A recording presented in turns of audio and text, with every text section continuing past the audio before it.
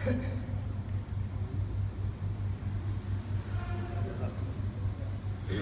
باللہ من الشیطان الرجیم بسم اللہ الرحمن الرحیم ان اللہ وملائکتہ یصلون علی النبی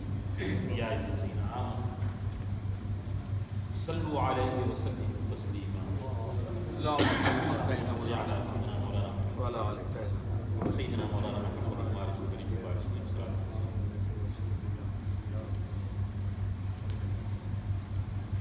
اعوذ باللہ من الشیطان الرجیم بسم اللہ الرحمن الرحیم وَإِذْ قُلْنَا لِلْمَلَائِكَةِ اسْجُدُوا لِآدَمَ فَسَجَدُوا إِلَّا إِبْلِيسَ أَبَى وَاسْتَكْبَرَ وَكَانَ مِنَ الْكَافِرِينَ وَقُلْنَا يَا آدَمُ اسْكُنْ أَنْتَ وَزَوْجُكَ الْجَنَّةَ وَكُلَا مِنْهَا رَغَدًا حَيْثُ شِئْتُمَا وَلَا تَقْرَبَا هَٰذِهِ الشَّجَرَةَ فَتَكُونَا مِنَ الظَّالِمِينَ آمنتُ بِاللَّهِ اور فرمایا اے آدم اب تمہیں جو فرشتے ہیں ان چیزیں کے نام بتاؤ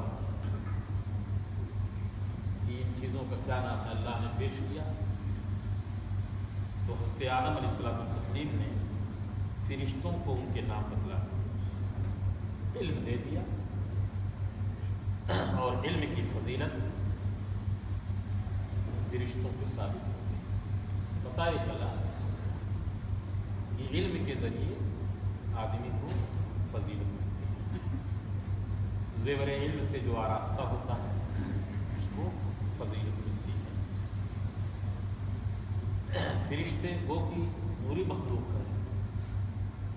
اللہ کی فرما بردار بندے ہیں کبھی بھی معصیت ان سے نہیں ہوتی وہ معصوم ہیں اللہ کی نافرمانی وہ کر ہی نہیں سکتے ان کے اندر وہ مادہ ہی نہیں لیکن پھر بھی فرشتوں کے لیے حکم ہوا کہ اے فرشتوں اب آدم کو سجدہ کرو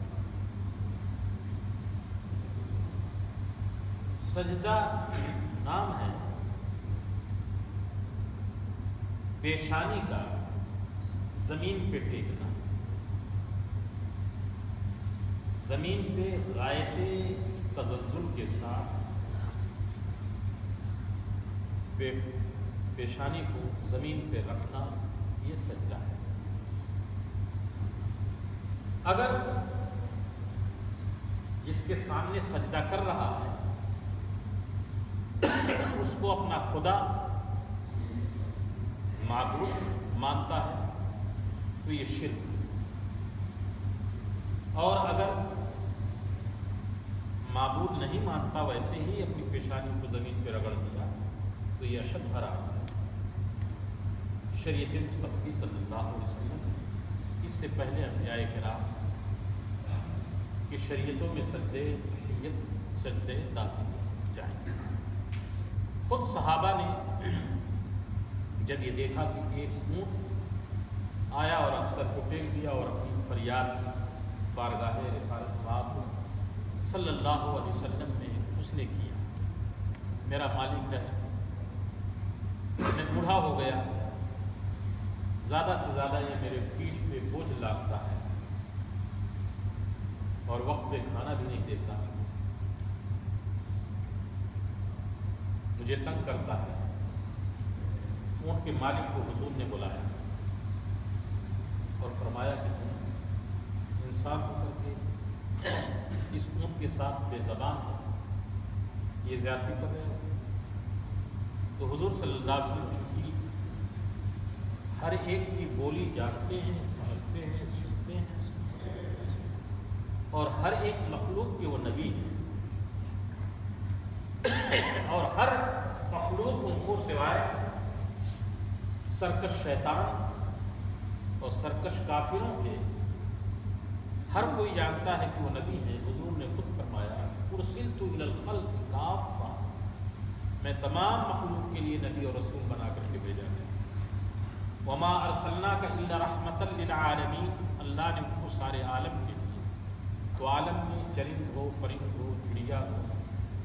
جانور ہو، بہائم ہو، سب کو یہ معلوم تھا کہ اللہ کے نبی ہیں۔ ہرنی کا واقعہ آپ نے سنا ہی ہے،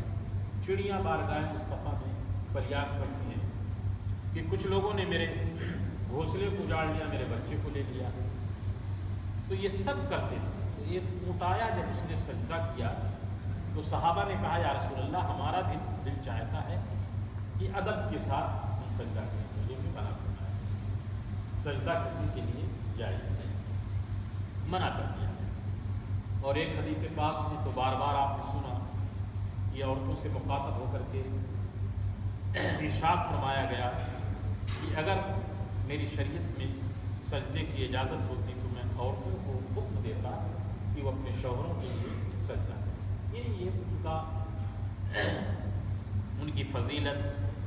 ان کی حیثیت، رسپیکٹ، ادب، یہ ساری چیز تصور ہے، تصور کا ایک حد ہے، تصور کا ایک دائرہ ہے، لیکن شریعت محمدی صلی اللہ علیہ وسلم دین اسلام کی اس کی کوئی گنجائش نہیں، صاف بالکل واضح ہے۔ نہ کسی قبر کا سجدہ کیا جا سکتا ہے، نہ کسی انسان کا سجدہ کیا جا سکتا ہے۔ بعض جہالت پسند لوگ قبروں پہ جا کر کے ماتھا ٹیک دیتے ہیں، کیا کرتے ہیں، یہ ان ماتھا ٹیک لینے والوں کی ذمہ داری ہے، لیکن سلفیوں نے، غداروں نے بڑی چالاکی سے اس کو اہل سنت کے کھاتے میں ڈال دیا، حالانکہ وہ اسی کے ایجنٹ ہیں، انہی کے ایجنٹ ہیں۔ بھنگ کی چرسی، بھنگ پینے والے، چرس پینے والے، اس طرح کے نامعقول لوگ جا کر کے اگر کوئی کرتے ہیں تو اہل سنت کا کیا اس میں دخل ہے، یا ہمارے مذہب کا کیا اس میں قصور ہے؟ قصور تو اس کا ہے۔ اگر انہی بنیادوں پر مذہب میں داخل کرو گے تو لاکھوں شرابیوں کو مذہب اسلام میں داخل کرنا پڑے گا، اسلام کو تم کو بلین کرنا پڑے گا۔ تو اسلام کا کیا تعلق ہے؟ اسلام حکم دیتا ہے، اسلام تو پاکیزگی کا حکم دیتا ہے۔ اس لیے ہمارے بزرگوں نے، ہمارے اسلاف نے، ہمارے علماء نے تقریریں کی، نصیحتیں کی، سمجھایا، بتایا کہ کسی قیمت پہ بھی نہیں، یہاں تک کہ اعلیٰ حضرت عظیم البرکت نے طواف کرنے سے بھی منع کیا ہے، گھومنے سے بھی، اس لیے نہیں، وہاں فاتحہ ادب تعظیم کے ساتھ سرہانے جا کر کے آپ کچھ دور رہ کر کے جو ادب کا تقاضا ہوتا ہے آپ فاتحہ پڑھیں، دعا کریں اللہ سے، وہاں اللہ کے حضور دعا کریں، ہاں ان کا وسیلہ، ان کے بارگاہ کا قرب، ان کی برکت یہ اور ہے کہ اگر وہ کرم فرما دیں تو ان کے بارے میں خود باری تعالیٰ نے ارشاد فرمایا لَئِن سَأَلَنِي لَآتِيَنَّهُ، یہ میرے بندے اگر مجھ سے سوال کر لیں ضرور ضرور دوں گا۔ تو عام یا اور لوگ مانگیں تو نہ ملے، لیکن وہ جب مانگتے ہیں تو چونکہ وہ خدا کے محبوب بندے ہیں تو اللہ اپنے محبوب بندوں کی سنتا ہے، تو ان سے استغاثہ کر سکتے ہیں، ان کا وسیلہ کر سکتے ہیں، ان کو بارگاہ خداوندی میں محبوب سمجھ کر کے برکت حاصل کرنے کے لیے یہ ساری چیزیں، لیکن سجدہ، طواف، یہ سب کچھ نہیں ہے۔ یہ بہت ہی اہم مسئلہ ہے، اس لیے کہ بہت سارے لوگ اس کا ناجائز فائدہ اٹھا کر کے اہل سنت و جماعت کے کھاتے میں ڈال کر کے سنیوں کو بتلاتے ہیں کہ یہ نہیں سنی، نہیں سنی کا مطلب وہ ہے جو شریعت میں ہے، جو کتاب میں ہے، جو قرآن و حدیث میں ہے، اس کو مانا جاتا ہے۔ تو فرشتوں میرے آدم کا سجدہ تعظیمی بجا لاؤ، یعنی جھک جاؤ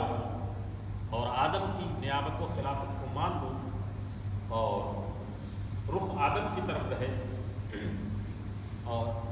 ان کی عظمت کا اقرار کرو۔ تو غایت تعظیم کا ایک طریقہ تھا، غایت تعظیم سجدہ ہے، لیکن غایت تعظیم کے ساتھ ساتھ جس کے لیے سجدہ کیا جائے اس کو معبود مانا جائے، اس کو خدا مانا جائے۔ یہاں فرشتوں کو حکم دیا تھا صرف اپنی پیشانی کو جھکائیں، لیکن ان کا خدا اور سب کا خدا وہ وحدہ لا شریک رب العالمین ہے۔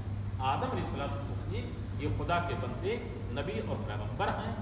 پیغمبر کی تعظیم اور عظمت کو وَكَانَ مِنَ الْكَافِرِينَ، تو اس نے انکار کر دیا جب ابلیس نے، تو کفر ہو گیا، راد درگاہ ہو گیا۔ دیکھیے فرشتوں کی جماعت سے نہیں تھا،